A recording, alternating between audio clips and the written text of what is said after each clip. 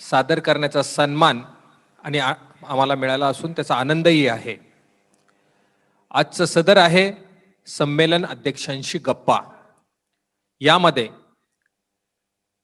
93व्या अखिल भारतीय साहित्य संमेलनाचे अध्यक्ष माननीय फादर फ्रान्सिस दिब्रिटो यांची मुलाखत संवाद स्वरूपात सादर केली जाणार आहे. मुलाखतकार आहेत डॉक्टर वर्षा तोडमल आणि आपला त्यांच्याशी संवाद मुलाखतीच्या माध्यमातून होणार आहे. काही तांत्रिक बाबीमुळे काही थोडा वेळ आपल्याला आम्ही हा कार्यक्रम दाखवू शकलो नाही, पण या कार्यक्रमाला सुरुवात करत आहोत. आमच्याशी कनेक्ट राहा. मी सूत्रसंचालक डॉक्टर वर्षा यांना विनंती करतो की आपण संवादाने या मुलाखतीस सुरुवात करावी. धन्यवाद.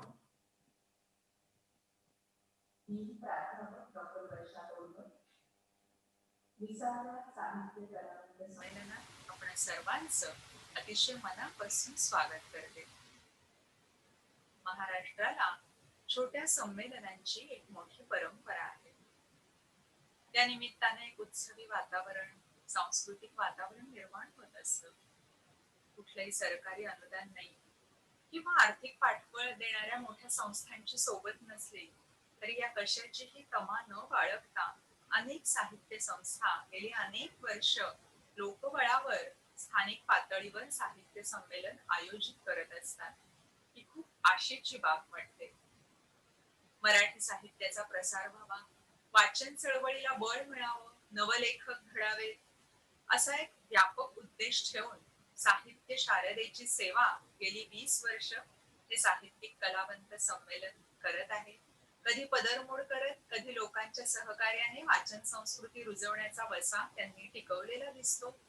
परिसंवाद, कवी संमेलन, कथाकथन या माध्यमातून नवलेखकांना व्यासपीठही त्यातून मिळत असतं आणि काही ठिकाणी संमेलनाध्यक्षपदी महिलांना संधी देऊन अनोखा पायंडा सुद्धा पाडला गेलेला दिसतो. या कोविडच्या काळात आशावादी राहून आणि सकारात्मकतेनं हे 20वं वर्ष हे साहित्य कलावंत संमेलन भरत आहे.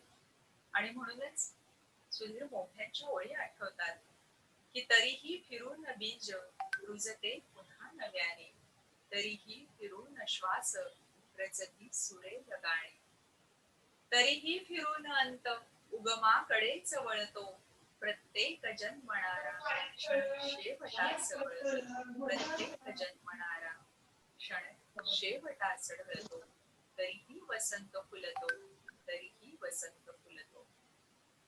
या 20व्या साहित्यिक कलावंत संमेलनाचे स्वागताध्यक्ष माननीय दिलीपजी बऱ्हाटे आणि सचिव विदा पिंगळे यांनी मला इथे 93व्या अखिल भारतीय मराठी साहित्य संमेलनाचे आणि 17व्या साहित्यिक कलावंत संमेलनाचे अध्यक्ष फादर फ्रान्सिस दिब्रेटो यांची मुलाखत त्यांच्याबरोबर गप्पा मारण्यासाठी इथे आमंत्रित केलं. त्याबद्दल सुरुवातीलाच अतिशय मनापासून आभार मानते.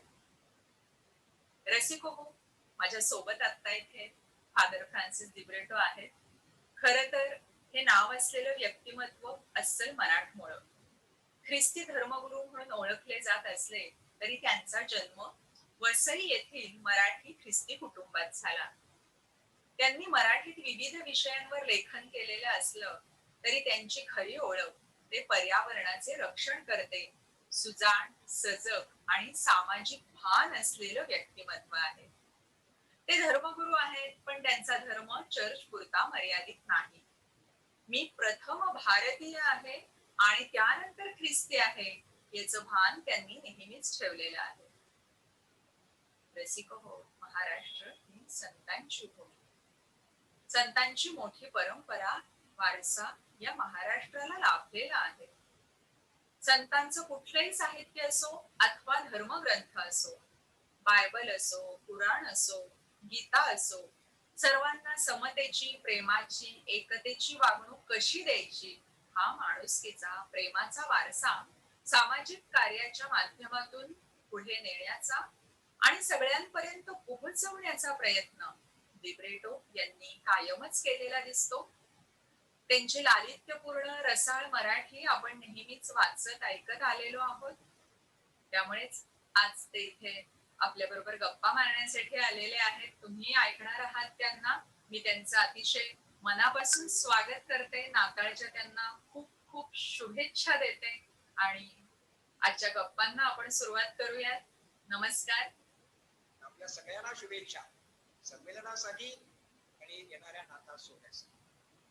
फादर, मी सुरुवातीला तुम्हाला असं विचारू इच्छिते की कुठलाही साहित्यिक वारसा तुम्हाला मिळालेला नसताना सुद्धा किंवा आई वडील निरक्षर असताना सुद्धा आयुष्याची इतकी उत्तम अशी वाङ्मयीन जडणघडण तुम्हाला कशी करता आली? प्रिय मित्रांनो, माझा जन्म वसई तालुक्यातील विरारच्या जवळील जेलड या छोट्याशा खेड्यात झाला. निसर्ग संपन्न असा हा परिवार आहे, परिसर आहे आणि आम्ही 6 भावंड. मी कुटुंबात सगळ्यात धाकटा शेंडेफळ. परिस्थितीमुळे माझ्या भावांना आणि बहिणींना देखील शिकता आलं नाही. त्यांच्या खांद्यावर कावड आली आणि ते व्यवसायात गुंतले. मी धाकटा. वडिलांना वाटत होतं की एका तरी मुलाला शिकवावं आणि मलाही देखील तसं वाटत होतं. गावातल्या शाळेमध्ये माझं नाव घालण्यात आलं. तिथे अतिशय प्रेमळ असे शिक्षक मिळाले. सगळेच मराठी भाषिक, सगळेच ओळखी देखीचे. अशा वातावरणामध्ये माझं शालेय शिक्षण पुरं झालं आणि ह्या काळामध्ये मला शिक्षणाची आवड निर्माण झाली. शाळेमध्ये अवांतर वाचनाला खूप वाव होता. माझे शिक्षक मला अनेक पुस्तकं देत असत. दर शनिवारी आम्हाला पुस्तकं मिळायची. आठवडाभरात ती वाचून काढायची आणि मग शनिवारी पुन्हा परत करायची, नवीन पुस्तकं घ्यायची. आणि या पुस्तकाचा लळा लागला आणि अक्षराची मैत्री जडली. ही मैत्री मला आयुष्यामध्ये खूप खूप उपयोगी ठरलेली आहे. या अक्षराने मला जीवनातल्या मूल्यांचं दर्शन घडवलेलं आहे. वाचनाने मला घडवलेलं आहे आणि मी वाचत गेलो, थोडं थोडं लिहित गेलो. जास्त काही लिहिलं नाही. शाळेत असताना एक प्रयोग मात्र मी केला होता की मला वाचनाची आवड होती, लेखनाची आवड होती. वाटायचं सगळ्यांनी लिहावं. आम्ही 2-3 मित्रांनी एकत्र येऊन एक हस्तलिखित चालू केलं आमच्या शाळेमध्ये आणि त्याचं संपादन माझ्याकडे आलं आणि आम्ही ते सगळे लेख वगैरे मी त्यावेळेला संपादन करून छापले. त्यांचे छापले गेले नाहीत. ते रागावले माझ्यावर. ही पुढच्या जीवनाची एक चुणक होती जणू काही. परंतु वाचित केली. पुढे धर्मगुरू होण्यासाठी मी सेमिनरी मध्ये प्रवेश केला. 10 वर्षाचा गुरुपदाचा तो अभ्यास होता. त्या काळामध्ये सुरुवातीला इंग्रजीवर प्रभुत्व मिळवण्यासाठी थोडा काळ मराठी बाजूला ठेवावी लागली. पण नंतर मला तिथे मोठं पुस्तक संग्रहालय किंवा आपलं लायब्ररी, वाचनालय मिळालं. त्याच्यामध्ये इंग्रजी साहित्याचा, इंग्रजी धर्म आणि तत्वज्ञानाची अनेक पुस्तकं आणि ग्रंथ होते. त्याचबरोबर मराठी विभाग देखील होता. त्या मराठी विभागातून नामवंत साहित्यिकांची साहित्य कृती वाचायला मिळाली. त्यावेळेला माझ्या हाती श्री शनवडीकर यांचं संत तुकारामांची निवडक अभंग हे पुस्तक पडलं. ती माझी संत तुकारामावरच्या मैत्रीची पहिली सुरुवात होती. फादर, मराठीतील परंपरा आणि पगडा तुमच्या लिखाणावरती कायमच राहिलेला आहे. म्हणजे वसई ते व्हॅटिकन असा सगळा तुमचा प्रवास आहे. या प्रवासाबद्दल तुम्ही काय सांगाल? मित्रांनो, आम्ही वसईकर धर्माने ख्रिस्ती आहोत. पोर्तुगीजांनी संत फ्रान्सिस झेवियर यांनी आम्हाला हा धर्माची दीक्षा दिली. परंतु आम्ही वसईकरांनी प्राणपणाने मराठी भाषा आणि मराठी संस्कृती याचं जतन केलेलं आहे. आईप्रमाणे भाषेवर प्रेम केलेलं आहे आणि पुढे चर्च मध्ये देखील आमच्या आमची धर्माची भाषा त्यावेळेला लॅटिन होती, पण प्रवचन मराठीमध्ये व्हायची. उत्कृष्ट प्रवचन ऐकण्यासाठी आम्ही चर्चमध्ये जात असो, तिथे देखील मराठीचं वैभव आणि सौंदर्य आमच्या लक्षात आलं. आम्ही शिकलो, शिकत गेलो. धर्मगुरू होत असताना अनेक प्रकारच्या लोकांशी संपर्क झाला आणि त्याच्यातून देखील मन विकसित होत गेलं. नामवंत वक्त्यांची भाषणं तिथे ऐकायला मिळाली. तेव्हा इंग्रजीमध्ये होती, त्यामुळे मनाची क्षितिज वाढत गेली, विस्तार होत गेला आणि व्यक्तिमत्व घडत गेलं. आणि अशा प्रकारे एका बाजूला इंग्रजी शिक्षण, पण ते आमचं धर्मगुरूपदाचं शिक्षण इंग्रजीमधून असते, आणि दुसऱ्या बाजूला वसईत असल्यामुळे वसईमध्ये आल्यानंतर पूर्णपणे वसईकर मराठी या दोन्ही भूमिका आम्ही वसईकर पार पाडित होतो. आणि त्यामुळे आमचा खूप फायदा झालेला आहे. तो एका भाषेवर आम्ही अवलंबून नाहीये आणि आईसारखं मराठीवर प्रेम केलेलं आहे. आणि इंग्रजी आमची ही जगाकडे उघडणारी खिडकी आहे, ती देखील आमच्यासाठी उघडली गेली. आणि म्हणून दोन्ही भाषांतील भाषा सौंदर्य ग्रंथ यांचं वाचन करता आलं. थोडं थोडं लिहित गेलो. ते स्फुट लेखन होतं अर्थात त्यावेळेला. जज तर्फे त्यावेळी सुवार्ता नावाचा अंक छापला जात असतो. त्याचे संपादक फादर डॉमिनिक डी अप्रियो हे मराठीवर त्यांचं फार मोठं प्रभुत्व होतं. ते तसे एका अर्थाने भाषेच्या प्रेमात पडले होते आणि त्या मासिकाचं संपादन करीत होतो. आणि त्यावेळेला मी लिहायला लागलो त्या मासिकामध्ये.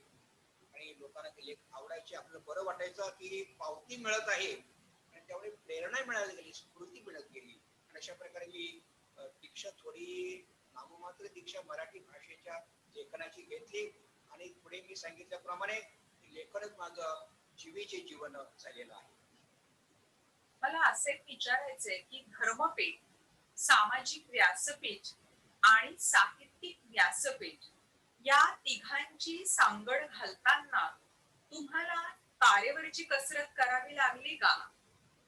तसं मला वाटते कसरत वगैरे काही करावी लागली नाहीये, कारण आमचा धर्म सामाजिक बांधिलकी मानतो. समाजसेवा आणि ईश्वर सेवा ही आमच्या धर्माची दोन वैशिष्ट्ये आहेत. एखाद्या पक्षाला दोन पंख असतात, तसं आमच्या धर्मामध्ये एका बाजूला कर्मकांड कमीत कमी आहे आणि दुसऱ्या बाजूला समाजसेवा, गोर गरिबावर प्रेम, कळवळा आम्ही साथीने वाढवत गेलो. आणि ते धर्माने आम्हाला शिकवलं. ती आपली जबाबदारी आहे. गोर गरिबी आपली जबाबदारी आहे. त्यामुळे तो वारसा तिकडून चर्चमधून मिळाला. साहित्याचं धर्माशी काही वैर नाहीये.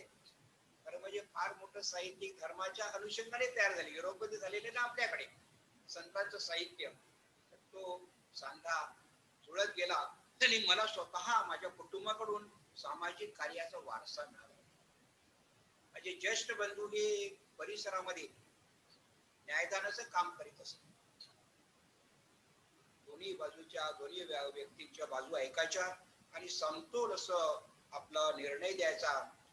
कसं ते देत असेल ते मी कधी कधी पाहत असेल. आणि ते निपक्षपाती होते आणि अतिशय त्या अर्थाने कठोर होते की सत्य ते सत्य, असत्य ते असत्य, हा देखील वारसा सामाजिक जीवनामधला त्यांनी मला घालून दिलेला, मला उपयोगी पडलेला आहे. अशा प्रकारे तिन्ही क्षेत्रामध्ये थोडी थोडी मुसाफिरी केलेली आहे. फार मोठं नाव काही कमावलेलं नाही. उस्मानाबाद येथे झालेलं जे 93व्या साहित्य संमेलन होतं, त्या 93व्या साहित्य संमेलनाचे अध्यक्ष तुम्ही होतात. पण संमेलनाच्या अध्यक्षपदी निवड होताच काही संघटनांनी केलेला टोकाचा विरोध तुम्ही खूप निशब्दपणे झेललात. कुठून मिळाली ही शक्ती तुम्हाला? तू फार चांगला शब्द वापरला. एक छोटासा गट. महाराष्ट्राचं मन व्यापक आहे. महाराष्ट्र तो नावानेच मोठा आहे. माझी निवड हा महाराष्ट्राचा गौरव. खरं म्हणजे साहित्य संमेलनाच्या 150 वर्षाच्या या कालखंडीत मी पहिला ख्रिस्ती अध्यक्ष. आणि माझं मोठ्या प्रमाणामध्ये स्वागत झालं. मीडियाने केलं, वर्तमानपत्रांनी अग्रलेख लिहिले, टीव्हीवर बातम्या मिळाल्या अतिशय सरदोयपणे ते स्वागत झालं, स्वागतचित्त होती. परंतु एक गट, छोटासा गट, त्यांनी विरोधाचा सूर लावला. मी नेहमी लोकशाही मूल्यावर विश्वास ठेवतो की लोकशाहीमध्ये प्रत्येकाला आपली मतं मांडण्याचा अधिकार असतो, की कायद्याच्या चौकटीमध्ये आपण मांडावीत असतो. त्या विरोधाला एक एक विषारी असं एक झालर होती. ती म्हणजे त्यांनी प्रश्न विचारला, साहित्य संमेलनाचा अध्यक्ष होण्यासाठी तुम्हाला कोण हिंदू मिळाला नाही का? ते मला अतिशय गंभीर वाटलं. ते विषारी आहे, ते आपल्या सहिष्णुतेला तडा जाणार आहे. ही प्रवृत्ती धोकादायक आहे. अर्थात ही मंडळी जी आहे ती चांगली आहे हो. मला या व्यक्तीबरोबर संवाद साधायला आवडेल. संवादामुळे पुष्कळ प्रश्न सुटू शकतात. आणि माझे सगळ्याबरोबर मैत्रीचे संबंध आहेत हो. संघाचे मागो वैद्य अलीकडे गेले, आमची मैत्री होती, आम्ही चर्चा करीत असो. त्यांचे लेख मी माझ्या सुवार्ता ह्या चर्चच्या मासिकामध्ये छापलेला आहे. ही व्यापकता आज संकुचित केली जाते, हे माझं मोठं दुःख आहे. अखिल भारतीय साहित्य संमेलनाच्या निवडणूक पद्धतीबद्दल तुम्ही काय सांगाल? कारण या अखिल भारतीय साहित्य संमेलन ही वर्षानुवर्ष मुठभर लोकांची आणि विशिष्ट वर्गातील लोकांची मक्तेदारी राहिलेली दिसते असं म्हटलं जातं. त्यामुळे मराठी साहित्यातील अनेक महत्वाचे प्रवाह साहित्यिक संमेलनापासून दूर राहिलेले आहेत असं वाटतंय का? जुनी पद्धत आपल्याला माहिती आहे. इच्छुक उमेदवारांना खेडोपाडी शहरोशहरी फिरून मताचा जोगवा मागावा लागत असे आणि एका अर्थाने ते त्यांच्या प्रतिष्ठेला धरून नव्हतं. वास्तविक हा एक सन्मान आहे. हा सन्मान सन्मानाने द्यायचा असतो, अशा प्रकारे घ्यावा लागायचा. आणि ह्या परिस्थितीमध्ये अशा वातावरणामुळे आपण दोन चांगले साहित्यिक गमावलेले आहेत, शिवाजी सावंत आणि दया पवार. प्रचारामधल्या जो ताण तणाव त्यांच्यावर आला त्यामुळे त्यांना प्राण गमवावा. आणि म्हणून साहित्य महामंडळाने जी नवी पद्धत काढलेली आहे ती मला स्वागतार्ह वाटते. त्याच्यामध्ये घटक संस्थांचे सगळे प्रतिनिधी आहेत. संपूर्ण महाराष्ट्र तिकडे आहे, तसं ते महाराष्ट्र व्यापी मंडळ आहे. त्याच्यामध्ये संमेलनाच्या अध्यक्षाला देखील ते सहभागी करून घेतात आणि त्यांच्या त्या सर्वांनी एकमताने माझी निवड केली. मला खूप बरं वाटलं. आणि नवीन हा जो पायंडा आता पाडलेला आहे तो पुढे चालू राहील अशी मी अपेक्षा करतो. आणि आपल्याला सगळं ते विषारी वातावरण त्याच्यातून बाहेर पडून एका चांगल्या वातावरणामध्ये ही पद्धत घेऊन जाईल याबाबत मला शंका वाटत नाही. आता मी मगाशी म्हटल्याप्रमाणे महाराष्ट्राला छोट्या संमेलनांची परंपरा आहे. अनेक ठिकाणी छोटी छोटी संमेलनं भरतायत किंवा आपल्याकडे त्या निमित्ताने एक उत्साही वातावरण, सांस्कृतिक वातावरण निर्माण होत आहे. पण अखिल भारतीय साहित्य संमेलनाला सरकार 25 लाखांचं अनुदान देतं.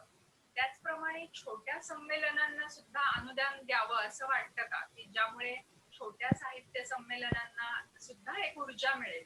कारण अनेक ठिकाणी अशी संमेलनं भरतायत आणि नवोदितांना त्याच्यामुळे एक दिशा मिळते आहे. तर असं अनुदान त्या संमेलनांना सुद्धा मिळालं तर त्यांना ऊर्जा मिळेल असं वाटतंय का? तुमचं हे साहित्यिक कलावंत संमेलन गेली 20 वर्ष तुम्ही चालवित आहात आणि कुठल्याही प्रकारच्या अनुदानाशिवाय.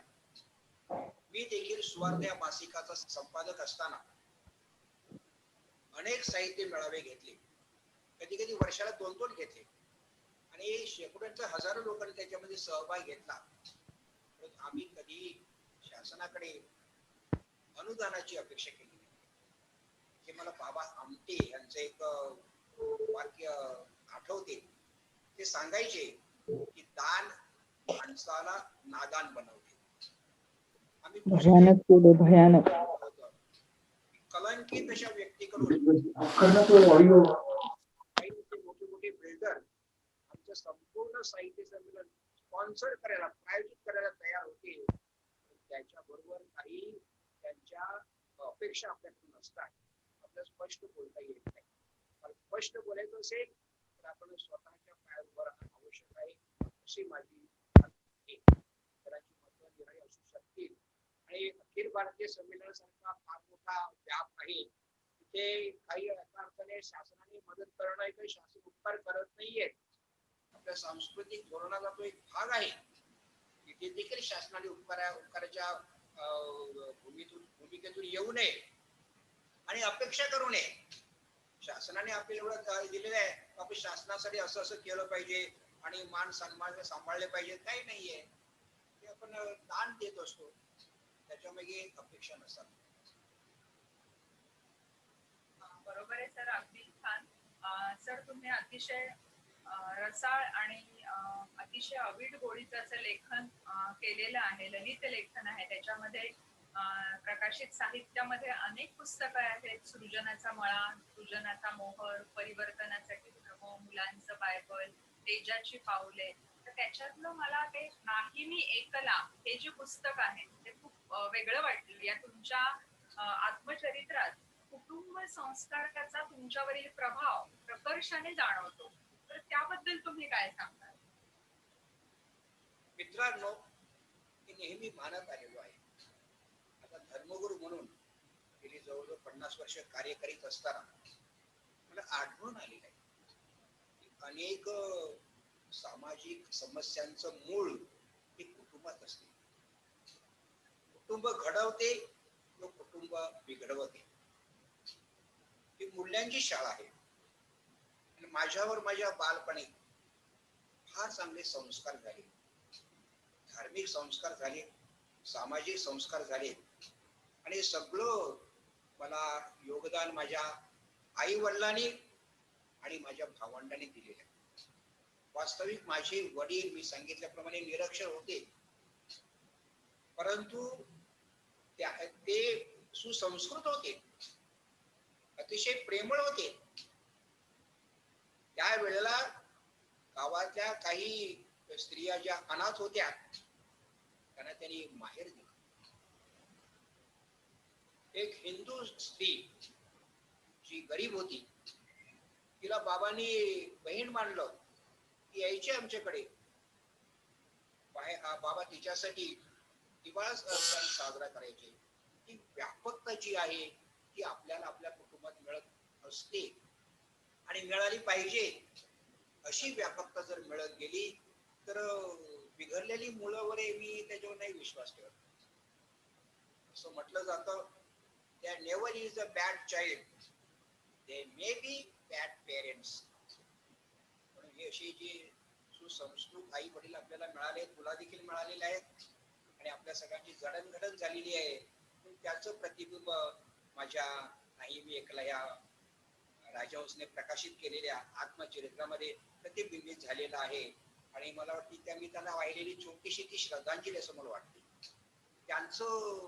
त्यांचे आकाश एवढे मोठे उपकार माझ्यावर आहेत आणि मी छोटासा मनुष्य आहे. पण बाबांनी दिलं, भावंडांनी दिलं, माझ्या ग्रामस्थांनी दिलं. आम्ही तेव्हा खेड्यामध्ये म्हणजे एक विशाल कुटुंब असे जगायचे. आणि हा जो वारसा आहे हा वारसा टिकविला पाहिजे. आधुनिक जगामध्ये थोडस न्यूक्लिअर फॅमिली झालेले आहेत आणि जो तो ज्याचा त्याचा. तेव्हा आमच्या घराला पण नव्हतं, आलेली आहेत. तू माझ्यापासून दूर, मी तुझ्यापासून दूर, हे मनामध्ये जरी वेदन कुंपण येऊ.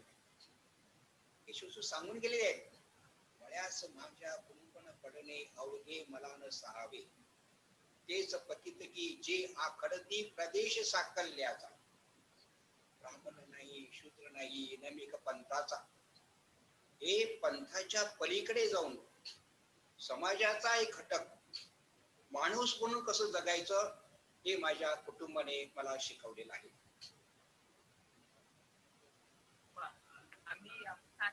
अनुषंगानं असं विचारेल पुढे की भारतीय संतांची शिकवण आणि प्रभू येशू ख्रिस्ताची बायबल मधील शिकवण याचा परिपाक म्हणजे किंवा तुमच्या व्यक्तिमत्वावर त्याचा प्रभाव आहे आणि तुकोबा आवडण्याचं मुख्य कारण काय किंवा त्याबद्दल काय सांगाल? बाबा आवडण्याचं मुख्य कारण म्हणजे त्यांची मराठमोळ भाषा प्रथम म्हणजे मला एक आठवण सांगायची वाटते. मी पु ल देशपांडेचा माझा परिचय होता. मी त्याला विचारलं की मराठी भाषेवर प्रभुत्व मिळण्यासाठी मी काय करावं बरं. ते मला म्हणाले तुकोबाची गाथा अभ्यासा.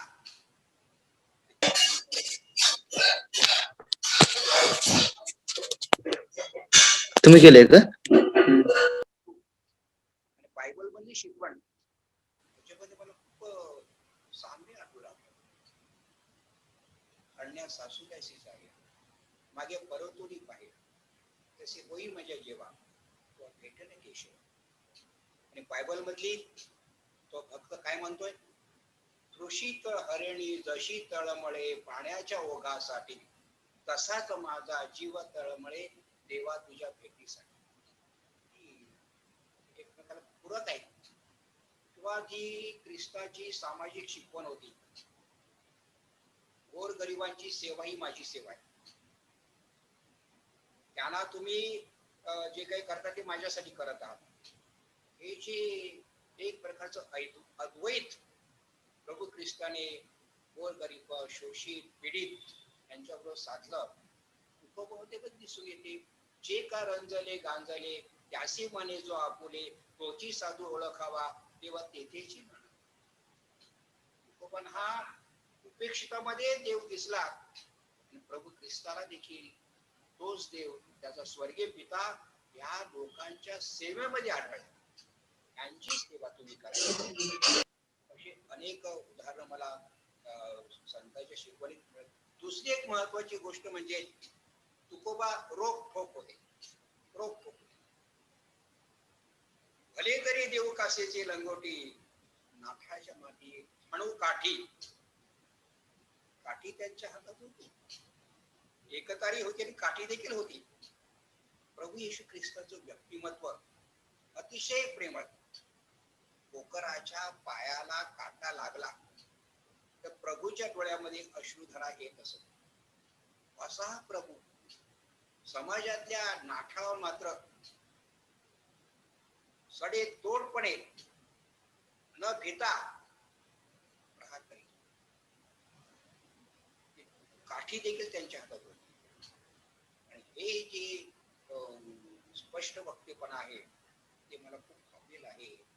बाबा म्हणतात नऊ मेनावळी विष्णुदास आम्ही कठीण वज्रास भेदू असे. ही दोन एकमेकांना विरोधी वाटणारे ह्या दोन ज्या स्वभाव वैशिष्ट्य आहेत ती आपल्याला ख्रिस्तामध्ये दिसून येतात, तुकोबामध्ये दिसून येतात. आणि मग खूप हे दोन व्यक्तिमत्व मला भुरळ घालतात. मी नेहमी सांगतो माझा एक हात प्रभू ख्रिस्ताच्या हातात आहे तर माझं बोट तुकोबाच्या. वा वा. फादर, तुकोबाची माळ असा एक धडा होता आम्हाला शाळेत असताना आणि त्या धड्यामध्ये तुम्ही असं म्हटलं होतं की फ्रेंच लोक इंग्रजी खपवून घेत नाहीत. इंग्रजीच काय कुठलीच भाषा खपवून घेत नाहीत त्यांच्या देशामध्ये. महाराष्ट्रात मात्र मराठी भाषेव्यतिरिक्त इतर सर्व भाषांच्या पाट्या दिसतात. इतर भाषांचा दबाव येतो. मग अशा वेळी महाराष्ट्रातल्या लोकांनी काय केलं पाहिजे? मी जे सांगितलं ते बरोबर आहे. फ्रेंच मनुष्य इंग्लिश खपून घेत नाही पण तो इटालियन पण खपून घेणार नाही. फक्त फ्रेंच इतर भाषेमध्ये संभाषण करणार नाही. एक काही 20-30 वर्षापूर्वी होता काय. आता ग्लोबलायझेशन नंतर सगळे थोडे इंग्रजी शिकायला लागलेले आहेत. संपर्काची भाषा. तर भारत ही उपखंड आहे. आपल्याला विविधतेचं वरदान मिळालेलं आहे. ते विविध भाषा आहेत, हजारो बोली भाषा आहेत, ते निरनिराळ्या संस्कृती आहेत, खाद्य संस्कृती आहेत. ही व्यापक खंड आहे. एका अर्थाने युरोपियन राष्ट्रांची तुलना आपल्याला आपल्याशी करता येणार नाही. आपण अशा बहुभाषिक बहुसांस्कृतिक वातावरणामध्ये वाढत आहोत. तो आपल्या भोवताल आहे, ते आपल्याला नाकारता येत नाहीये. पण आपल्या देशामध्ये बहुभाषिक होणं आवश्यक आहे. आंतरभारतीय म्हणतात, थोडस गुजराती आलं पाहिजे. हिंदी तर आपण शाळेतून शिकतो. इतर भाषेवरचा परिचय आपलं व्यक्तिमत्व विकसित करीत असतो. रवींद्रनाथ टागोर मी बंगाली मधून वाचू शकलो नाही, थोडं वाचू शकले, परंतु त्यांचं साहित्य वाचून मी खूप प्रभावित झालो. रोम मध्ये असताना आम्हाला एका विषयावर शोध निबंध लिहायला लागला. त्यासाठी मी विषय निवडला होता, the spiritual experience of Rabindranath Tagore. टागोराचा मी थोडासा अभ्यास केला तेव्हा मला वाटायचं गीतांजली जर मला बंगालीमध्ये वाचता आली तर ते सौंदर्य मी अनुभवलं असतं. अन्य भाषांचा अभ्यास हा आपल्या देशामध्ये आवश्यक आहे. दुसऱ्या बाजूला आपण हेही समजून घेतलं पाहिजे की आपल्या मराठी माणसामध्ये थोडासा अहंगंड न्यूनगंड आहे का बरं. आपल्या स्वतःविषयी कमीपणा वाटतो. दोन मल्याळी व्यक्ती, दोन बंगाली भाषिक ग्रस्त एकत्र जर आले, त्याच भाषेमध्ये मल्याळमध्ये किंवा बंगालीमध्ये ते संभाषण करतात. ते पुण्या मुंबईला आपल्याला काय आढळते, एखाद्या मराठी माणसाने मराठीतून सुरू केलेलं वाक्य मराठीतून संपेल का याची शाश्वती नाहीये. इंग्रजीचा आधार घ्यावा वाटतो. इंग्रजी सुंदर आहे, सुंदर आहे. त्याच्यावर प्रभुत्व मिळालं पाहिजे. जगाकडे पाहण्याची खिडकी आहे सगळं. माझी मराठी सुंदर आहे. अमृतातेही पैजेशी जिंके ज्ञानेश्वराची ऐशी अक्षरे मिळवी आणि त्याने ते दाखवलेलं आहे. ज्ञानेश्वरीचं वाचन मी केलं. काय सौंदर्य भाषेतो, काय माणूस होता. He was a prodigy. आणि हे भाषेची वाटा वळलं वगैरे आणि उपमा उत्प्रेक्षा एका विशाल जंगलामध्ये आपण प्रवेश करा असं वाटते. अशी मराठी सुंदर आहे. परंतु अलीकडच्या काही काळामध्ये मला वाटतं विशेषतः ग्लोबलायझेशन नंतर आपल्याला आपल्या स्वभाषेविषयी अभिमान किंवा प्रेम वाटणे कमी झाले. दुसरे कारण मला असं वाटते की आपण गेल्या 20-25 वर्षापासून शिक्षणाचं माध्यम सरसकट बालवर्गापासून इंग्रजी केलेलं आहे. मी नेहमी सांगत असते, मराठी ही माय आहे आणि इंग्रजी मावशी आहे. दोन्ही आवश्यक आहे. परंतु आपण मराठी माणसाला खूप चतुर आहोत. आपण म्हण काय केलेली आहे, माय मरो आणि मावशी जगो. त्याच्यात सगळं आलं. फादर, मला असं विचारायचं आहे की तुम्ही सुबोध बायबल हे मराठीत आणण्याचं एक फार मोठं काम केलेलं आहे. त्यासाठी तुम्ही हिब्रू, ग्रीक, इंग्रजी इत्यादी भाषा तुम्हाला जाणून घ्याव्या लागल्या का? म्हणजे मी असं ऐकलंय की त्या भाषा जाणून घेतल्याशिवाय हे काम होऊच शकत नाही. कारण याच्यापूर्वी पण पंडिता रमाबाई वगैरे आपल्याला त्यांची उदाहरणं माहिती आहेत. पण या सगळ्या भाषा जाणून घ्याव्या लागल्या का? किंवा धर्मग्रंथांचं भाषांतर करणं ही तशी सुळावरची पोळी आहे असं म्हटलं जातं. मग हे आव्हान तुम्ही कसं पेललेलं आहे? मला वाटते त्याचा थोडासा पूर्वेतिहास सांगावा की कारण याला 2013चा राष्ट्रीय अनुवाद पुरस्कार साहित्य अकादमीचा पण मिळालेला आहे. त्यामुळे हरकत नाही सांगायला. तर माझी मराठी मित्राबरोबर ओळख देख आहे मराठी भाषेत. आणि मग ते अनेक माझे मित्र मला सांगायचे की फादर आम्हाला बायबल वाचायला आवडेल. जागतिक प्रीतीचा हा धर्मग्रंथ आहे. सध्या जी उपलब्ध भाषांतर आहेत मराठी, आमचं समाधान होत नाही. मला असं सुबोध असं सांगणारं बायबल मिळेल का? तर तो विचार माझ्या मनात होता. 1975-76 ला मी माझं वास्तव्य पुण्याला स्नेहसदन संस्थेत होतो.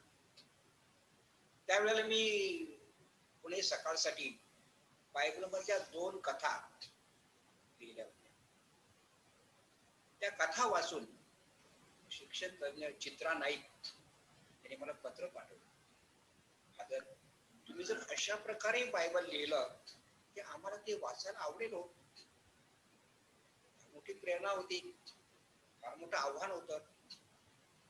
त्यानंतर माझं वयासीच्या शोधात हे पुस्तक राजहंस प्रकाशनने प्रकाशित केलं.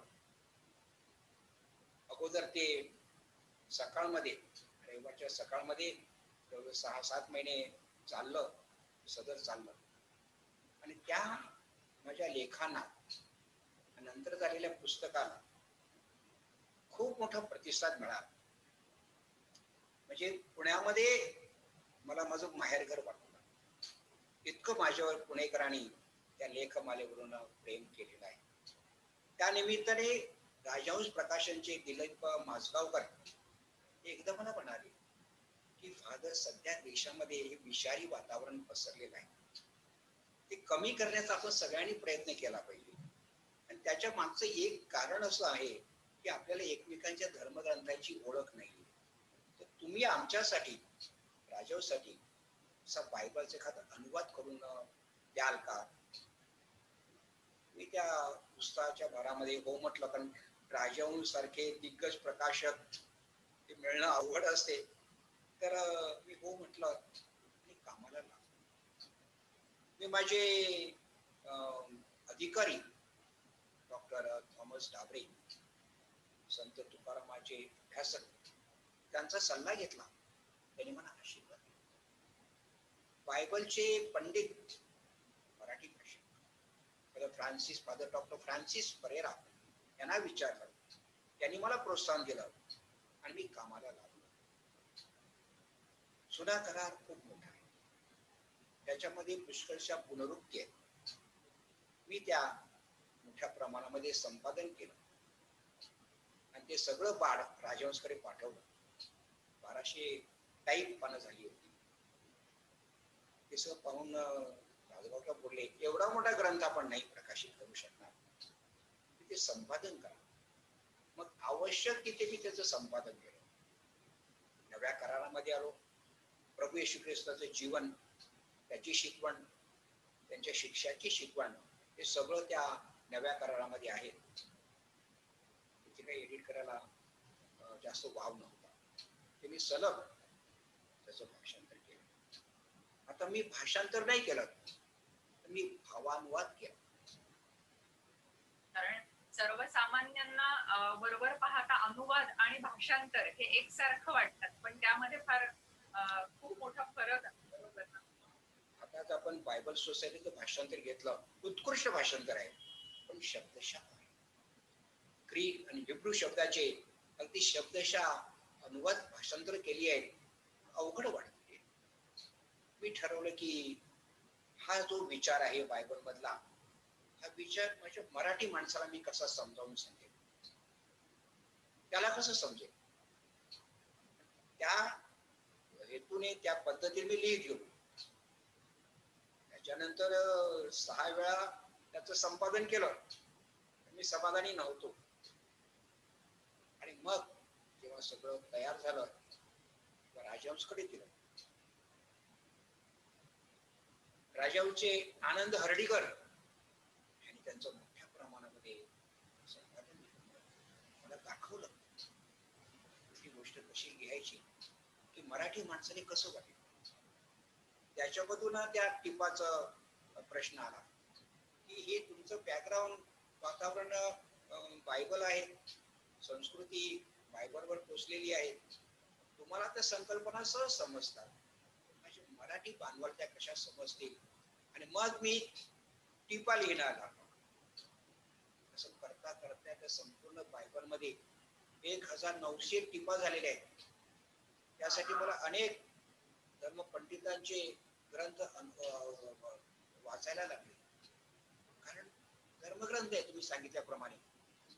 लोक फार हळवे असतात आणि मी सगळं ते अनेक ग्रंथ वाचून त्या टीका तयार केल्या आणि ते जोडल्या प्रत्येक प्रकरणाला.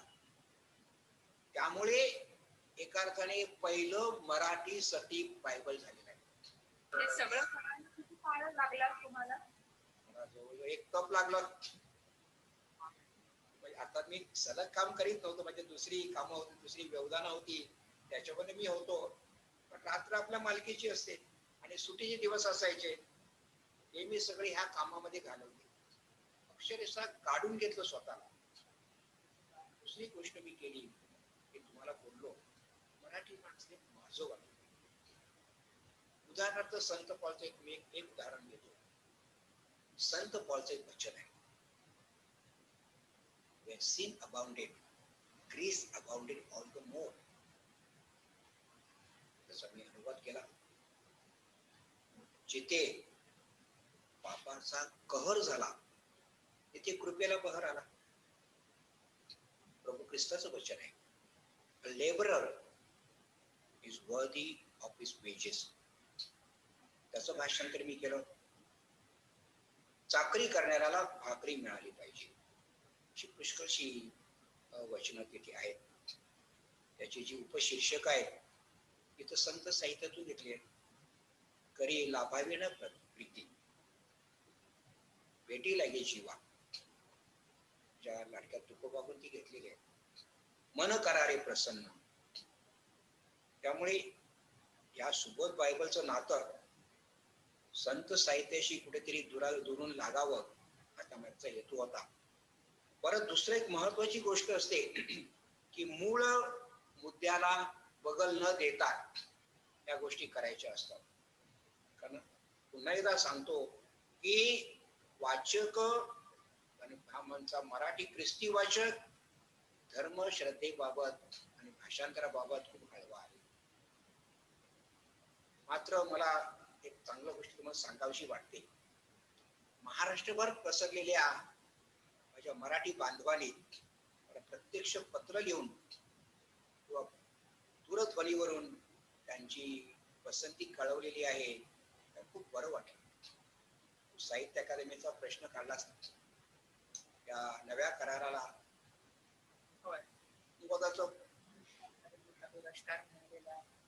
सगळं बघितलं तेव्हा आणि मिळाली ती श्रमाच्या एक अर्थाने सार्थक झालेलं वाटलं.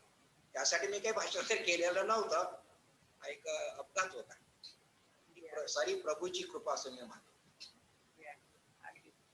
फादर, तुम्ही जगभर फिरत असता, तर अशा वेळेस इतर देशातील जे धर्मगुरू आहेत त्यांचा भारताकडे पाहण्याचा दृष्टिकोन कसा आहे? मी 80 ते 90 ह्या दशकामध्ये युरोपचा जास्त प्रवास केला. कारण सुरुवातीला मी अभ्यासासाठी तिथे होतो 2-3 वर्ष, त्यामुळे फिरत होतो सर्व ठिकाणी संधी मिळेल तशी. त्यावेळेला भारताविषयी प्रचंड आकर्षण होतं लोकांमध्ये, धर्मगुरूमध्ये. कारण भारताविषयी त्यांनी ऐकलेलं होतं. काही नकारार्थी गोष्टी ऐकलेल्या होत्या, ती गोष्ट निराळी की अंधश्रद्धा लोकांचा देश किंवा अज्ञान मोठ्या प्रमाणामध्ये आहे. इथे रस्त्यावर एअरपोर्टवर साप फिरतात, हे चुकीच्या समजुती होत्या.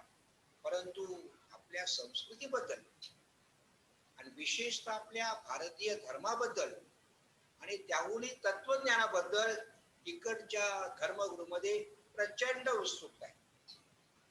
आमच्या धर्माचे सर्वोच्च धर्मगुरू दुसरे जॉन पॉल यांना भेटण्याचा मला योग आला. त्यावेळी मी ख्रिस्ती अध्यात्मावर अभ्यास करत होतो. त्यांनी मला विचारलं की तू काय करतो तिथे रोमला? ख्रिस्ती अध्यात्मावर म्हणाले, you come from India. India is a spiritual country. मी नेहमी सांगत असे की भारत काय एक्सपोर्ट करू शकतो? आध्यात्मिकता. हे आपण जगाला देऊ शकतो आणि ते दिसून येते आपल्याला. सर्वत्र भारताविषयी याविषयी आकर्षण आहे, योगाविषयी आकर्षण आहे. मी योगाचा थोडासा अभ्यास केला होता. अमेरिकेच्या माझ्या वास्तव्यामध्ये एका चर्चमध्ये मी होतो. तिकडचे मित्र माझ्याकडे आले, मला थोडस योग शिकवा ना. 2-3 कोर्स योगामध्ये केल्यामुळे ते प्राणायाम वगैरे कसं करता शिकवता आलं, त्यांना खूप आवडलं. म्हणजे खूप चांगल्या गोष्टी आपल्या देशात आहेत. फक्त पुन्हा एकदा परदेशाच्या तुलनेत आपण स्वतःला कधी कधी कमी लेखतो. ते काही गरज त्याची नाहीये. खूप आपल्याला दिलेलं आहे, सांभाळलं पाहिजे. दुर्दैवाने आपण ते सांभाळलं नव्हतं. ही बहुभाषिकता, ही बहुसांस्कृतिकता, ही सगळ्यांना सांभाळून घेण्याची वृत्ती सांभाळून घेणार आहोत की आपणच आपलं विजन तोकडं करीत आहोत. एखाद्या विचाराचाच प्रचार करीत आहोत, इतरांना कमी लेखित आहोत. व्यापक दृष्टीने पाहताना, भवितव्याचा विचार करीत असताना आपल्याला सगळ्यांच्या पलीकडे गेलो पाहिजे. युरोप गेलाय, मोठ्या प्रमाणामध्ये सेक्युलर झालेला आहे. धर्म वर एक खाजगी बाब आहे. ज्याला पटेल त्याने तो पाळावा, त्यासाठी त्यांना स्वातंत्र्य असावं. परंतु धर्माच्या नावाने राजकारण हा विषय आता इथे जवळजवळ संपुष्टात आलेला आहे. त्यामागे प्रभू ख्रिस्ताचा विचार आहे, give to Caesar what is Caesar's. जे राजाचं ते राजा, give to God what is God's. देवाची ती देवाला. ही विभागणी आपण करायला आपल्या घटनेने ती केलेली आहे. पण अलीकडे जे वारे वाहत आहेत धोकादायक वाटत. मला यालाच धरून, या मुद्द्याला धरून असं विचारायचंय फादर, कारण मी एक व्हिडिओ त्या संदर्भातला पाहिला होता. मुळात धर्माला चमत्काराची आणि अंधश्रद्धेची गरज का भासावी, कारण आणि सक्तीच्या धर्मांतराबाबत चर्चची मतं काय आहेत ते जाणून घ्यायला आवडेल. कारण मी तो जो व्हिडिओ पाहिला होता, अक्षरशः लोक उड्या मारतात एकमेकांच्या अंगावर, किंवा म्हणजे त्याच्यावरून असं वाटलं की चमत्काराची आणि अंधश्रद्धेची गरज का भासते. आणि तुमचं म्हणणं बरोबर आहे, 100% म्हणणं आहे तुमचं म्हणणं बरोबर आहे. काय गरज आहे? धर्म आणि अध्यात्म, माझं परमात्म्याशी असलेलं नातं, ते नातं आणि माझी इतरांविषयी असलेली बांधिलकी, या 2 गोष्टी म्हणजे धर्म आहे. पण धर्माने तिची जी कुठं जोडली गेलेली आहे. आणि काही हितसंबंधी लोक असतात जे चमत्काराचा वगैरे दावा करतात आणि त्याची काही गरज नाहीये. एखाद्या माणसाला विश्वास ठेवण्यासाठी चमत्काराची गरज नाहीये. आणि किती चमत्कार केले त्याला विश्वास ठेवायचा नाही, तो ठेवणार नाहीये. ही आत्मानुभूती आहे. इथे आपण आणि धर्माधिकाऱ्यांनी लक्ष देणं आवश्यक आहे. त्याबाबत सजग असलं पाहिजे. मला एक चांगली गोष्ट सांगावीशी वाटते की मी स्वतः नरेंद्र दाभोलकराबरोबर अंधश्रद्धा निर्मूलन संमेलनामध्ये आणि शिबिरामध्ये भाग घेतलेला आहे. आम्ही तर वसईला बोलावलेला आहे. म्हणजे आमच्या ख्रिस्त धर्मामध्ये या अशा प्रकारच्या समजुती फार कमी आहेत. भानामती, अंगात येणं हा प्रकार मुळीच नाहीये. छोट्या छोट्या गोष्टी ज्या असतात त्या कधी कधी जायला वेळ लागतो.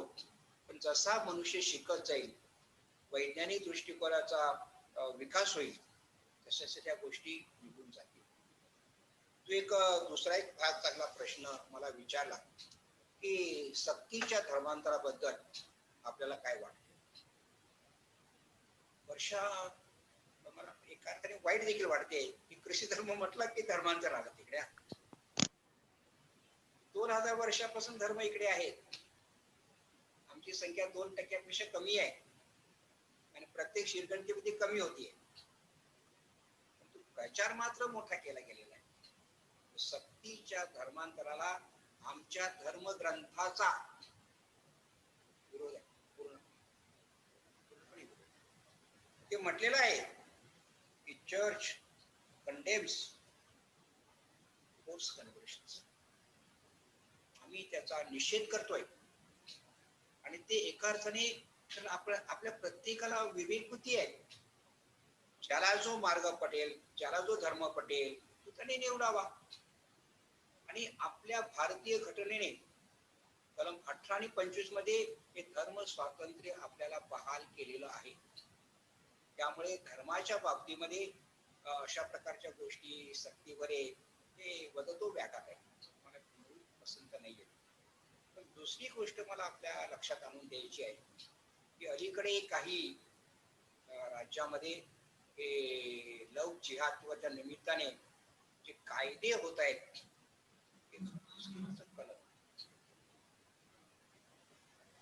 प्रेम कुणावर करावं, कुणावरही करावं.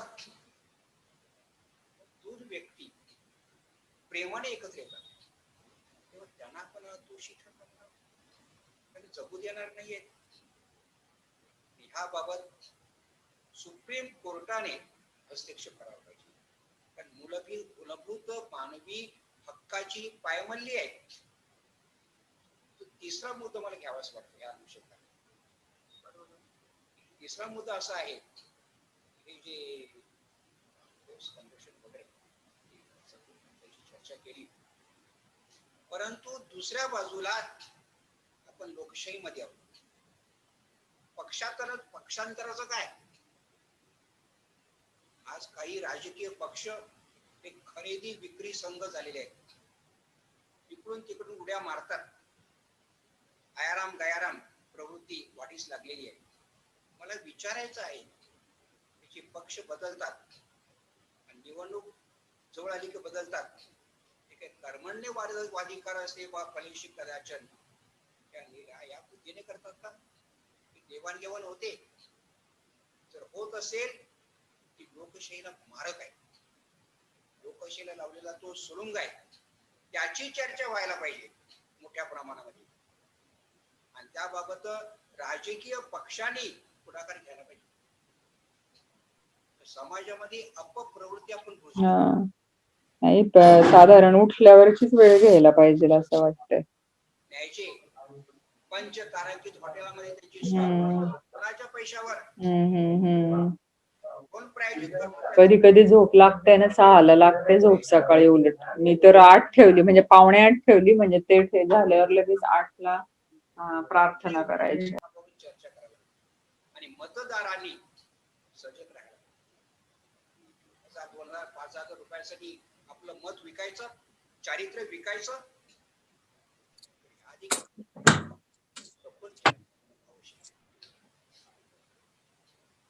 खर तर हा धर्म हा चिंतनाचा विषय आहे, पण तो आज चिंतेचा विषय झालेला दिसतो या सगळ्यामुळे.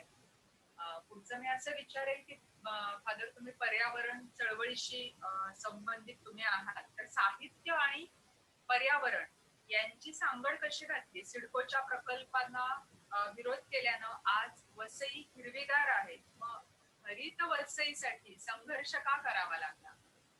वर्षा, थोडस मागे जातो मी तुला सांगितलं सुरुवातीला, वसई हे पाचूचं बेट आहे, हिरवंगार. पोर्तुगीजांनी वसईला सम्राज्ञी वसई असं म्हटलेलं आहे. आणि त्याची रीग लागत असे वसईला मुक्काम करण्याची. विस्तीर्ण सागर किनारा आहे, पूर्वेला डोंगर, सह्याद्रीच्या टेकड्या आहेत, डोंगर आहेत, सगळे हिरवगार आहे. भरपूर पाऊस पडतो. आम्ही कोकणामध्ये आहोत आणि इतका शेतकरी खूप कष्टाळू आहे.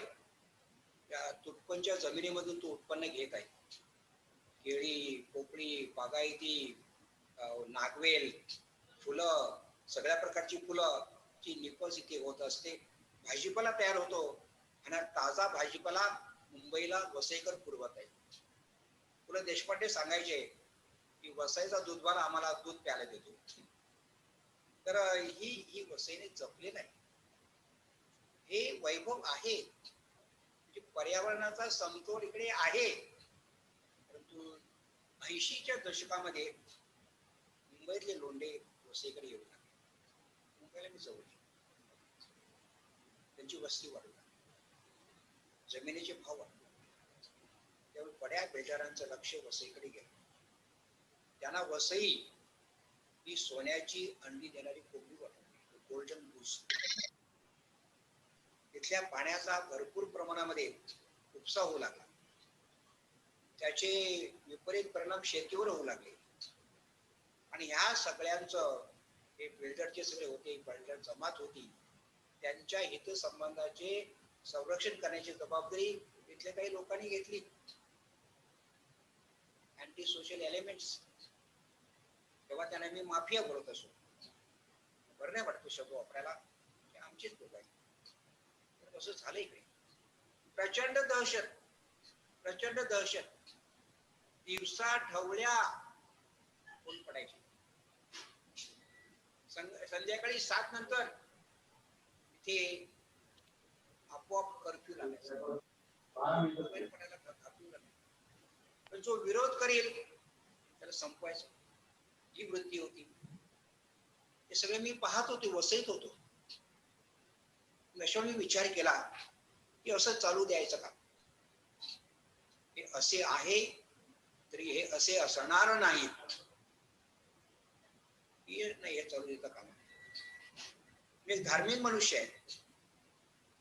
माझं कधी चळवळीचं नातं नव्हतं. लोकांचं जीवन धोक्यात आहे त्या वेळेला मी चर्चमध्ये बसून एकटा प्रार्थना करू शकत नाही. अगोराने गीतांजलीमध्ये हा संदेश दिलेला आहे की अरे हे पुजाऱ्या, या बंद मंदिरात बसून, गाभाऱ्यात बसून तू कोणाची पूजा करत आहेस रे? अरे तुझा देव रस्त्यावर आहे, शोषितामध्ये आहे, दलितामध्ये आहे, अन्यायग्रस्तामध्ये आहे. प्रभू देखील मला तेच सांगितलं की यांच्या पाठीशी वाढ. त्याच वेळेला चर्चमध्ये एक नवा विचार रुजलेला होता, ज्याला लिबरेशन थिओलॉजी म्हणतात, मुक्तीचं तत्वज्ञान. ते मी शिकलो होतो की धर्म कशामध्ये आहे? पूजा अर्चेमध्ये केवळ, कर्मकांडामध्ये केवळ, आणि बाहेर असलेला अन्यायाचं काय? त्याचा प्रतिकार केला पाहिजे, उभं राहायला पाहिजे, जीवावर बेतेल उभं राहायला पाहिजे.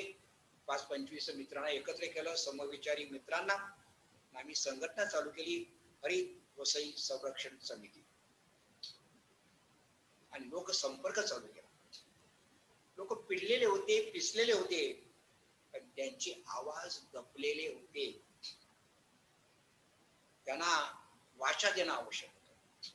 आम्ही गावागावामध्ये फिरू लागलो, गल्ली बोळामध्ये फिरू लागलो, स्ट्रीट कॉर्नर मीटिंग पद्धती घेऊ लागलो, आणि लोकांचा प्रतिसाद आम्हाला मिळत गेला.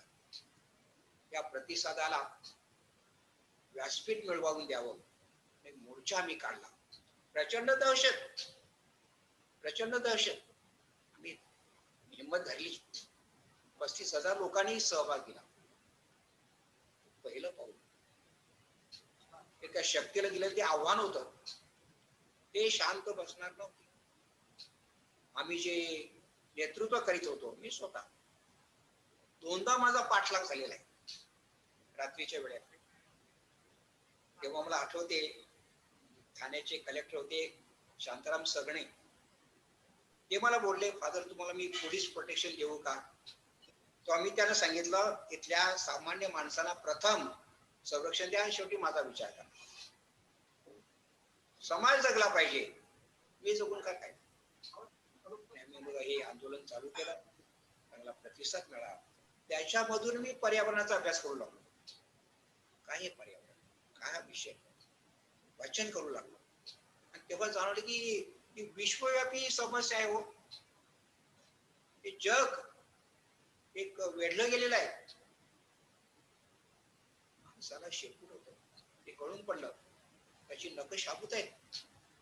ओरबाडण्याची प्रवृत्ती माणसामध्ये, आणि विशेषतः यंत्रयुगानंतर ही प्रवृत्ती वाढीस लागलेली आहे. राजकारणाचं गुन्हेगारीकरण आणि गुन्हेगारीचं राजकारण याच्याविषयी, याच्या विरोधात तुम्ही नेहमीच पुढाकार घेतलेला आहे आणि मोठी मोहीम राबवली. त्याविषयी तुम्ही काय सांगाल? आपला पहिला प्रश्न जो आहे राजकारणाचं गुन्हेगारीकरण, तो तसं पाहिलं तर देशव्यापी प्रश्न आहे, सगळ्यांना भिडणार आहे, त्याचे परिणाम आपल्या सगळ्यांना भोगावे लागतात. आम्ही स्थानिक इथे ते अनुभवलो.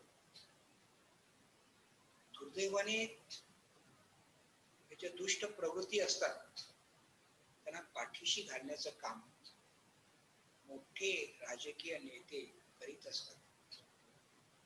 त्यामुळे समाज जीवनामध्ये काय होत आहे, लोकांचे कसे हाल होत आहेत, त्यांना कसा त्राता कोणी उरत नाहीये हे मी पाहिलं आणि उभे राहिलो. इथे देखील माझी प्रेरणा प्रभू येशू ख्रिस्त होती.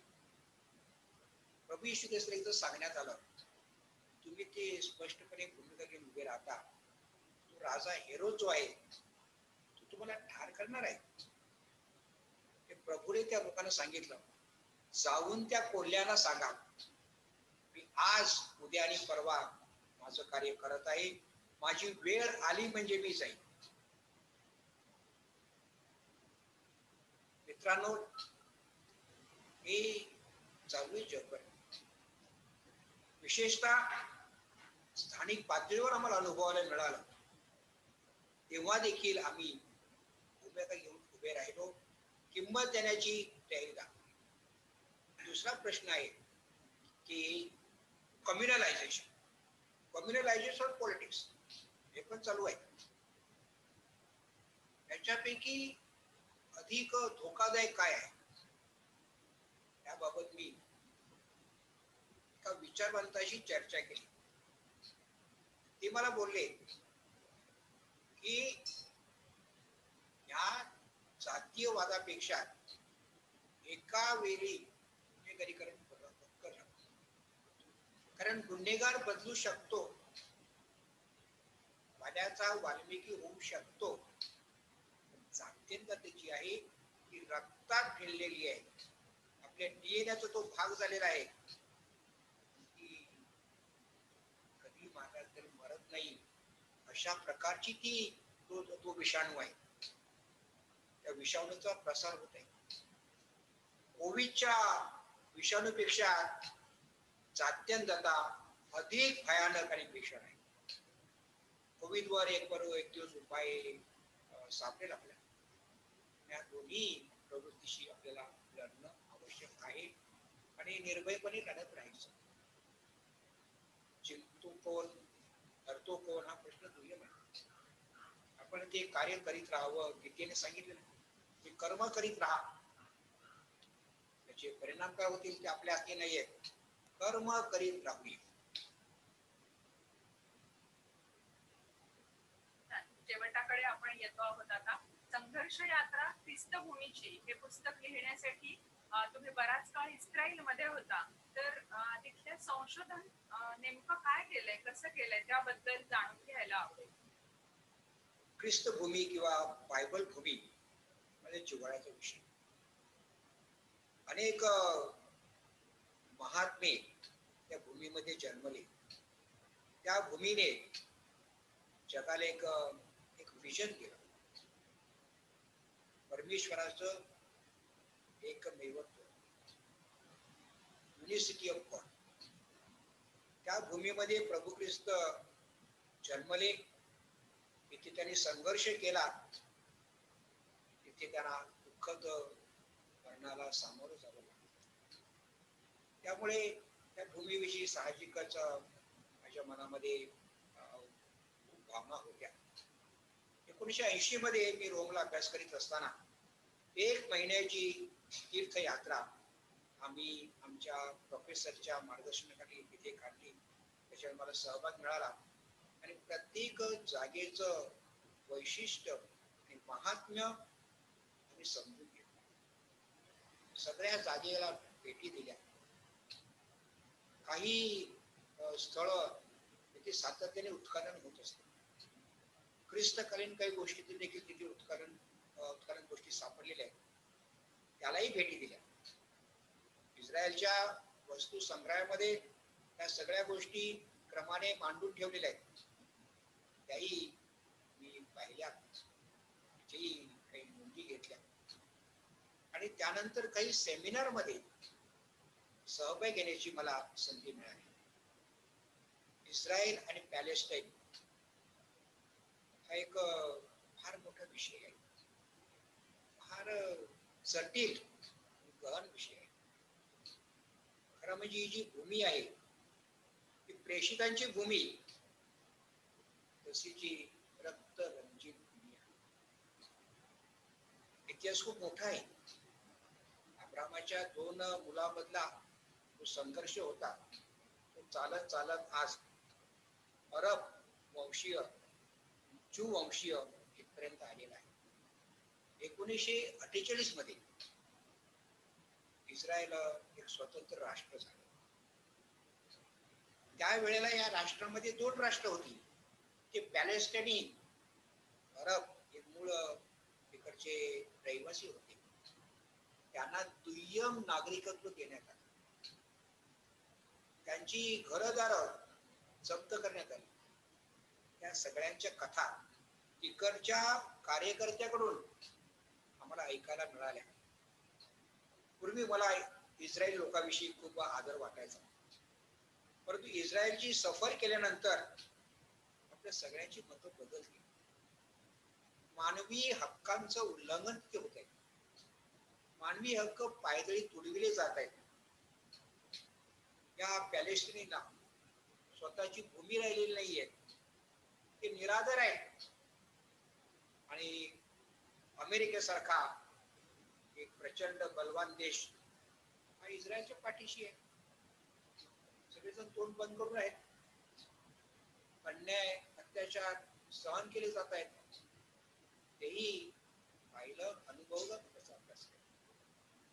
बायबल मध्ये इस्रायल विषयी खूप माहिती आहे, त्याचाही थोडासा अभ्यास केला.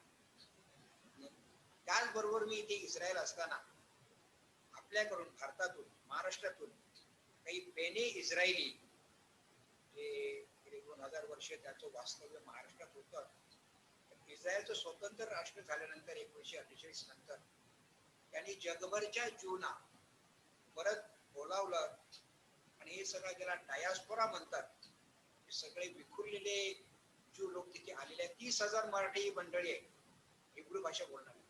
त्यांनी भाषेचं, हिब्रू भाषे संस्कृतसारखी मृत भाषा पुनरुज्जीवन केलेलं आहे. त्या भाषेमध्ये अगदी व्यवहाराची भाषा झालेली आहे. शिकण्यासारखी गोष्ट आहे. भाषेविषयी प्रचंड अभिमान. त्या भाषेमध्ये संशोधन केलं आणि बाहेरून येणारे जे लोक आहेत इस्रायली, त्यांना ही हिब्रू भाषा शास्त्र शुद्ध प्रमाणे शिकवण्याची सोय तिथे केलेली आहे. शिकण्यासारखं आहे. त्यांनी शेतीमध्ये केलेली क्रांती, त्याची पहिली हरित क्रांती, तिथे शासन, शेतकरी आणि शास्त्रज्ञ हातात हात घालून काम करतात. म्हणून त्यांनी एवढी मोठी प्रगती केली आहे. विशेषतः शेतीमध्ये, अण्वस्त्रामध्ये प्रगती केलेली आहे. हे सगळं पाहिलं, हे अनुभवलं. त्या ज्यू कुटुंबात मी राहिलो होतो. मला आठवते, जेव्हा मी इथून माझ्या अलीकडच्या भेटी म्हणजे 1995-96च्या भेटीमध्ये इथे गेलो, जाताना मी माझ्या बरोबर चांगले असे पिकलेले चिकू घेतले होते आणि मी तिथे त्या फॅमिलीला ते दिले. तर तिची, त्या मुलाची सासू मला म्हणाली, फादर तुम्ही योग्य वेळी भेट आणलेली आहे, की माझ्या सुनेला दिवस गेले आहेत आणि तिला चिकू खाण्याचे डोहाळे लागले. तर ते त्याला मी आनंदित करू शकतो. कुटुंब जीवनाचा अनुभव घेतला. इस्रायली लोकांमध्ये पासोवर हा मोठा सोहळा असतो. त्यासाठी कुटुंब, संपूर्ण कुटुंब एकत्र भेटतं, सहभोजन घेते. कुटुंबाचे प्रमुख एकत्र करतात, ते सहभोजन घेतात. जुन्या करारामध्ये जे काय झालं त्याचं वाचन करतात. त्या सहभोजनासाठी मला आमंत्रण होतं, तिथे मी भाग घेतला. त्यांचे सिनेगॉग्स आहेत, जी प्रार्थनेच्या जागा आहेत, तिथे मी त्यांच्यामध्ये सहभागी झालो. त्यांचं सामाजिक जीवन पाहिलं आणि सगळ्यांचा परिपाक संघर्ष यात्रा ख्रिस्त भूमीची या माझ्या पुस्तकात झालेलं आहे आणि वाचकांनी स्वागत केले, राजवासन ते प्रकाशित केलेले आहे. व्हिज्युअल माध्यमांमध्ये आजकालची पिढी अडकून पडली आहे. मराठी साहित्य आणि आजच्या पिढीबद्दल तुमचं काय मत आहे? ही वाचन संस्कृती या आभासी जगामध्ये त्यांनी कशी टिकवावी? त्यांनाही आपण काही मार्गदर्शन करूयात, कारण आजच्या या साहित्यिक कलावंत संमेलनात ही तरुणाई सुद्धा सामील आहे. ते सुद्धा तुम्हाला मोठ्या संख्येनं ऐकतायत. तर या व्हिज्युअल माध्यमांमध्ये जी पिढी अडकून पडलेली आहे त्या पिढीबद्दल तुमचं काय मत आहे? तू फार चांगला प्रश्न विचारला आहेस. आपल्या सगळ्यांच्या मनामध्ये तो प्रश्न आहे, आपल्याला तो सतावित आहे. आपण त्याची उत्तरं शोधण्याच्या प्रयत्नात आहोत. परंपरा आणि नवता एक शाश्वत बंधू आहे. एका बाजूला आपण परंपरेचं जतन करीत असतो, पण दुसऱ्या बाजूला नवता येत असते, नवनवीन उपयोग घेऊन. आणि म्हणून परंपरा जपत असताना नवतेचं स्वागत केलं पाहिजे. जग झपाट्याने पुढे जात आहे आणि मोबाईलचं जे छोटस यंत्र खिशामध्ये आपल्याला मिळालेलं आहे, तू सांगितल्याप्रमाणे सगळं जग तिथे आहे हो, सगळं तिकडे आहे. युट्यूब आहे, काही आपण ऐकू शकतो. मी युट्यूबवर मराठी नाटक ऐकलेली आहेत. फायदा आहे की नाही युट्यूबचा? सहज उपलब्ध आहे, चांगल्या गोष्टी आहेत, खूप सगळ्या गोष्टी आहेत, चांगल्या आहेत, तितक्याशा चांगल्या देखील नाहीयेत. इथे प्रश्न येतो तारतम्याचा. तरुण पिढीमध्ये काही गोष्टींचं आकर्षण असते, काही वेळेस त्यांचा तिथे जातो, पण ती देखील शिकेल. मनुष्य एका स्थितीमध्ये फार काळ राहू शकत नाहीये, तो देखील कंटाळेल, काहीतरी शोधील. म्हटले तरुण पिढी वाचनापासून दूर गेलेली आहे आणि मोठी पिढी काय कमी आहे. मोठी माणसं पण आता मोबाईल मध्ये गुंतलेली आहेत. तो काळाचा महिमा आहे हो. मी पण गुंतलेलो आहे. चांगल्या विषयाचा वापर करतो, चांगले लेक्चर्स मी त्याच्या नामवंत वक्त्यांचे भाषण ऐकतो. तर आपल्याला हे आता वाचन संस्कृती कशी वाढवायची, वाचन तसं असलं पाहिजे, तशी पुस्तकं आली पाहिजे. त्या कोविडच्या काळामध्ये महाराष्ट्रातील काही नामवंत प्रकाशकांनी व्यसनाच्या आसपास पुस्तकं प्रकाशित केली आहेत. कारण वाचक वर्ग आहे म्हणून ती प्रकाशित करतात ना, काही हातपट्ट्याचा व्यवहार नाहीये. म्हणजे एक विशिष्ट वाचक वर्ग आहे आणि ही या प्रकाशन संस्थांना देखील धन्यवाद देतो. किती अडचणी, अनंत अडचणी या कोविड काळामध्ये, या अडचणी मात्र चांगली पुस्तकं दिलेली आहेत. तर ती आता जाता येत लोकांपर्यंत. तरुण पिढीची, आणि आता आपण तरुण पिढीच्या माध्यमातून गेलं पाहिजे. त्यांना ई बुक्स आवडतात, ते दिलं पाहिजे. ट्विटरवर ते ऐकतात, फेसबुकवर ते पाहतात.